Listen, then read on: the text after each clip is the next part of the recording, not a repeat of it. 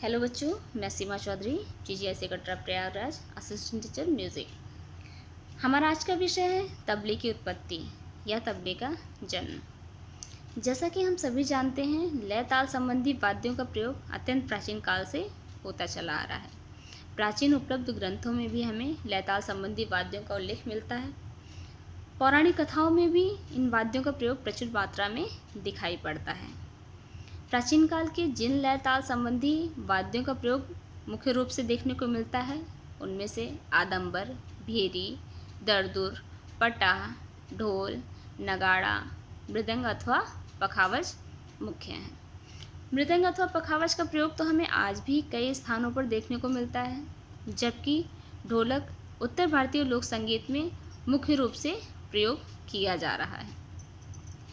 तबला लय ताल संबंधी वाद्यों में सर्वोपरि है। तबले की उत्पत्ति के विषय में विद्वानों में विभिन्न मतभेद हैं।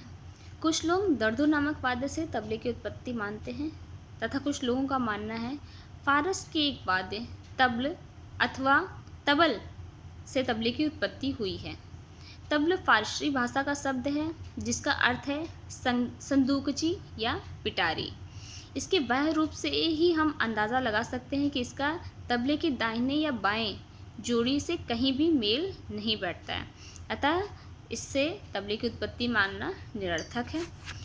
कुछ विद्वानों का मानना है कि यवनों ने पखावज नामक वाद्य को बीच से काटा, तब भी बोला, जिससे तबला नामक वाद्य की उत्पत्ति हुई है, किंतु यह धारणा निर्मूल मानी गई है। विभिन्न विद्वानों ने इसका खंडन किया है, क्योंकि यदि किसी वाद्य को हम थोड़ा सा भी आघात पहुंचाते हैं या उसमें थोड़ा सा भी परिवर्तन करते हैं तो उससे वह ध्वनि उत्पन्न नहीं होती है।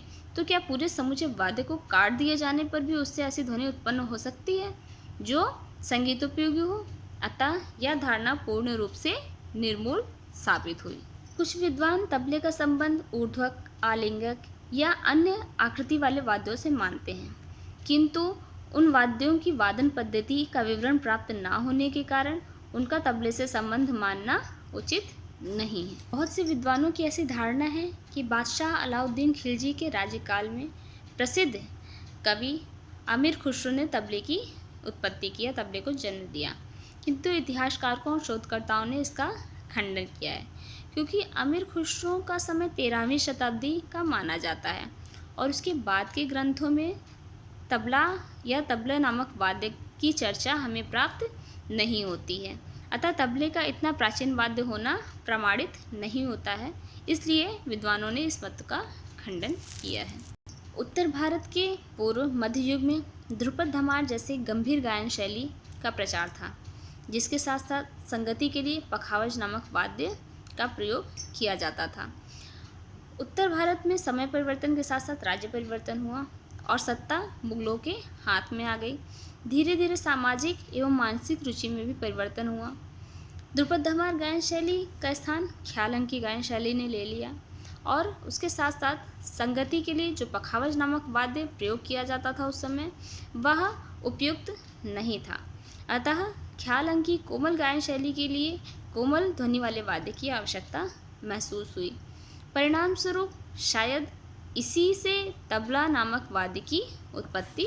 मत का पुष्टि आचार्य कैलाश चंद्र देव बृहस्पति ने किया है तथा विभिन्न विद्वानों ने भी इस मत की पुष्टि की है कि ख्याल अंक की गायन शैली के संगत के फलस्वरूप ही तबले नामक वाद्य की उत्पत्ति मानी गई है। या तबला प्राचीन वाद्य था, वह ख्याल अंक की गायन शैली के साथ संगत की आवश्यकता के फलस्वरूप मुख्य धारा में समाहित हुआ। वैसे तो तबले की उत्पत्ति के संबंध में विभिन्न विद्वानों के विभिन्न मत हैं, फिर भी इसका निर्माण समय 18वीं शताब्दी के पूर्वार्ध में माना जाना चाहिए और उसका आधार वाद्य पखावज ही स्वीकार किया जाना चाहिए। इस नवनिर्मित वाद्य में अनेक सुधार करने का श्रेय पंडित उस्ताद सिद्धार्थकांत दाढ़ी को जाता है, जो कि दिल्ली के थे। उन्होंने सर्वप्रथम पखावज के बोलों को तबले पर बजाने युक्त बनाया। दूसरा महत्वपूर्ण परिवर्तन तबले के बाएं भाग में किया। जैसे पखावज में बाएं भाग पे पहले आटे का प्रयोग किया जाता था, वैसे ही तबले के भी बाएं में स्याही के स्थान पे आटे का प्रयोग किया जाता था।